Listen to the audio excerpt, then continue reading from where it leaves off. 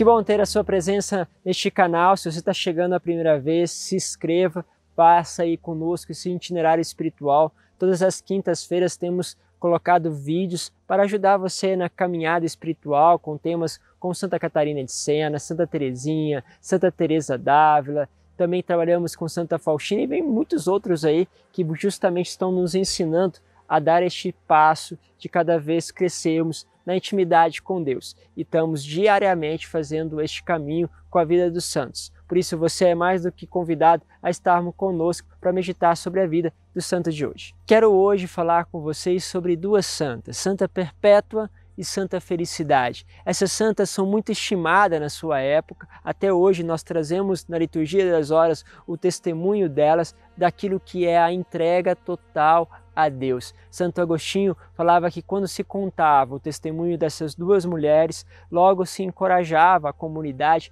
a doar a vida. Espero que este vídeo possa nos encorajar no desejo santo de buscar a Deus e também de poder dar a vida por Ele. Santa Perpétua tinha uma escrava, alguém que cuidava dela, que era justamente Santa Felicidade. Então ela era uma cuidadora, vamos dizer assim, de Santa Perpétua. Mas como que deve ser servir uma santa? Deve ser realmente algo que nos leva para Deus. Ela tinha, além de Santa Felicidade, havia outras pessoas que também ajudavam, que naquela época tinha esse processo de serem escravos. Bom, elas são de Cartago, na África. Ali elas estavam realizando uma reunião quando, por ordem do imperador Severo, que continuava aquele processo de perseguição, estamos falando aqui do início do século III, pelo volta do ano 202, quando aconteceu esse fato. Pegaram ela nessa reunião, nessa catequese, e levaram elas cativas. Santa Perpétua tinha acabado de ter um bebê, então o seu bebê tinha apenas poucos meses. E para ela era muito dolorida. Quando ela foi levada, ela acho que era de uma família rica, mesmo assim, por ter professado a sua fé, foi levada em cativeiro, foi colocada presa, e ali ela estava num lugar que era muito abafado e havia muitas pessoas para aquele pouco espaço, o que era extremamente difícil para ela, e também todo aquele desejo de poder ver o seu bebê e não poder, estava ali justamente presa com Santa Felicidade, que a acompanhava, e também com outras 3 pessoas que estavam nessa mesma reunião com ela. Bom, alguns diáconos, também ali ajudados pela família, que as pessoas de influência, conseguiram que pudesse transferir ela para um lugar melhor, para que ela pudesse ter um pouco mais de dignidade no caminho que ela estava percorrendo. Afinal de contas, ela não queria abdicar daquilo que era o valor da fé. E ela pedia uma única coisa, que ela tivesse coragem, que ela tivesse fortaleza de poder escolher por Cristo até os últimos momentos da sua vida. Isso fez com que ela começasse a doar a fé, começasse a realmente a se doar completamente, consegue levar ainda o bebê. Imagine você que é mãe, afastada do bebê, a dor que é para o bebê e também para você não poder alimentar o seu filho. E em todo esse processo ainda, imagine vocês que Felicidade estava grávida. Eu estou falando aqui de mulheres que tinham 22 anos, Santa Perpétua tinha 22 anos e Santa Felicidade deveria ter um pouco menos. Olha só, essas jovens mães já viviam assim, Santa Felicidade grávida, Santa Perpétua acabou de ser mãe. Estavam passando por esse processo. Como eu disse, conseguiram que levassem algumas regalias para ela, inclusive levasse o seu filho. Ela narra o seguinte, quando pôde carregar o seu filho, diz assim: desde que eu tive o meu pequenino junto de mim, aquilo não me parecia uma prisão, mas um palácio. Eu me sentia cheia de alegria. O menino também recobrou a sua alegria e o seu vigor. Olha que encontro bonito para a gente perceber que existe uma maternidade, uma humanidade, uma afetividade, que são pessoas realmente de carne e sangue, que sofrem e que viviam sofrimentos ali, daquelas circunstâncias que estavam acontecendo. Um dos consolos que ela recebeu é que seu filho pôde entrar na prisão e ela pôde ali amamentá-lo. esse bonito laço, vamos dizer assim, essa fotografia entre mãe e filha, mesmo diante de um possível martírio que ela iria sofrer. Ela foi levada para ser julgada depois desses acontecimentos, e enquanto acontecia este trajeto, ela teve no dia anterior um sonho onde ela via uma escada que ela deveria subir, e o Senhor falava que essa escada era de bastante sofrimento, uma escada muito dolorosa, mas que no final dessa escada ela encontraria o paraíso, algo que não passava. Assim ela animou as pessoas que estavam com ela, aqueles servidores dela, a também escolherem pelo martírio, escolherem professar o nome do Senhor. Foi assim que ela foi levada, todos eles foram levados ao julgamento, aqueles que foram primeiro testemunharam Cristo. Ela, ainda o juiz, tentou persuadi-la, afinal de contas, dizendo que ela era jovem, que era mãe e que era de uma família rica, bastava apenas que ela professasse que era pagã. Bom, mas ela, mesmo com muito sofrimento, sabendo que o seu pai não concordava, afinal seu pai não professava a fé em Cristo, e que ela tinha um filho, assim mesmo concordou em testemunhar que era cristã.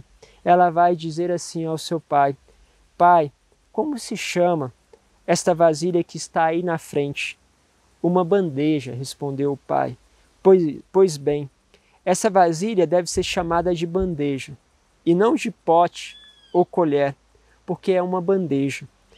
Eu, que sou cristã, não posso me chamar pagã, nem tenho nenhuma outra religião, porque sou cristã e quero ser assim para sempre, respondeu ela. E ainda ela escreveu no seu diário: meu pai era o único da minha família que não se alegrava, porque nós íamos ser mártires por Cristo. Assim, o juiz decretou que todos eles pudessem ser levados para serem jogados lá diante das feras e sofressem a tortura. Só que Santa Felicidade estava grávida. E segundo a norma deles, ela não poderia ser assim levada para o circo, porque ela estava grávida. O que esses santas fazem? Começam a rezar para que ocorra o parto. Ela já estava em época de ter o parto, para que pudesse ser adiantado o parto, para que ela pudesse sofrer o martírio. E assim acontece, o bebê nasce, ela vê o seu bebê, dá a ele esse bebê para que possa ser cuidado por uma outra família, e assim ela pode sofrer o suplício do martírio. Aquele carcereiro que cuidava ali, via o parto, via todo o sofrimento dela no parto, perguntava para ela: olha, como você está fazendo isso? Como você vai para o martírio ser destroçado ali pelas feras, se a dor do parto já é insuportável? Imagine aquela outra. Ela responde assim: agora sou fraca, porque sofro por causa da minha pobre natureza. Mas quando chegar o martírio, a graça de Deus me acompanhará e me encherá de força. Olha, quando chegar o martírio, a graça de Deus me encherá de força. Isso aqui é uma graça para que a gente possa entender que realmente o martírio é um dom de Deus. Ninguém é capaz de suportar um martírio tal como essas mulheres agora vamos narrar como elas suportaram. Mas é um dom de Deus. Nós não aguentamos quase nada, pouca coisa, mas quando Deus permite que nós façamos um caminho de martírio, Ele logo nos dá a graça, nos concede a força necessária para este caminho. Agora, prestes a irem para a arena, celebram então juntos ela perpétua, junto com os seus servos, com Felicidade, os seus outros servos, e ali os diáconos levam para elas a comunhão, antes de irem ao martírio. Querem colocar vestes naqueles homens, seus servos, vestes de divindades pagãs e nelas também, mas elas se rejeitam a isso. Ainda diz ao soldado que para que ele compreendesse a fé cristã, que o urso não teria forças ou não se direcionaria a matá-lo. E olha que impressionante, quando ele entra na arena e o urso está lá esperando com muita raiva, o urso não vai em direção a ele, não se aproxima, mas pelo contrário, chega a agredir aquele que tentava criar raiva no urso para que o urso agredisse. Mas ali depois desse momento, vendo que o urso não ir em direção a ele mais, soltaram então um leopardo que veio a levar este homem junto com os outros companheiros ao martírio.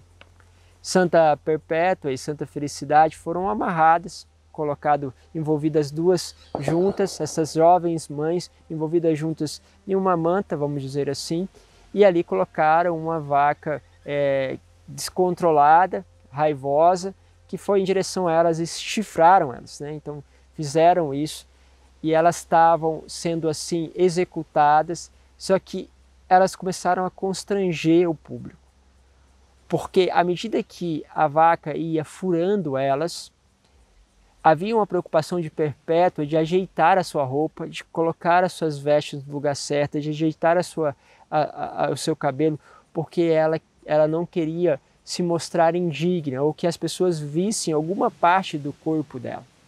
Por isso, constantemente elas se ajeitavam e aquilo foi deixando a multidão perplexa, que pediu que elas fossem retiradas de lá pela porta onde saíam os gladiadores vitoriosos.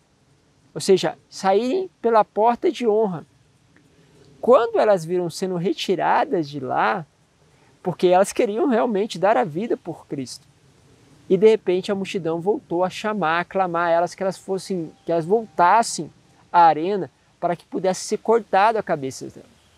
E ali elas se abraçaram e sentiram que daquele momento em diante, aquela escada que elas estavam subindo estava chegando ao seu ponto final e elas estavam prestes a encontrar a eternidade.